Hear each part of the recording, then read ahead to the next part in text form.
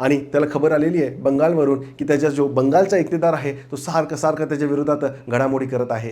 त्यांनी ठरवलं मी त्याला सुद्धा धडा शिकवणार आणि त्यांनी 1000 शिप्स बनवायची ऑर्डर दिली आणि हे शिप बनवून नदीच्या मार्गाने तो बंगालला पोहोचलेला आहे. आणि तिथे हा इक्तेदार होता, त्याचं नाव होतं तुगरील बेग. या तुगरील बेगला सुद्धा पकडलेलं आहे, त्याला खूप वाईट पद्धतीने मारून टाकलेलं आहे, त्याच्या बायका मुलांना डिस्ट्रीब्यूट करून टाकलं गुलाम म्हणून आणि तिकडे खूप रक्तपात केलेलं बंगालमध्ये आणि परत आलेला आहे दिल्लीला. याच्या आधी त्यांनी आपला जो दुसरा मुलगा होता बुऱ्हा खान, त्या बुऱ्हा खानला बंगालचा इक्तेदार बनवून ठेवलेला आहे आणि त्याला सुद्धा सांगितलेलं आहे तुला तर माहिती आहे जर कोण माझ्या विरोधात गेलं तर त्याचं मी काय हशीर करतो. तर अशा पद्धतीने हा खुनी खेळ खेळून परत दिल्लीला आलेला आहे.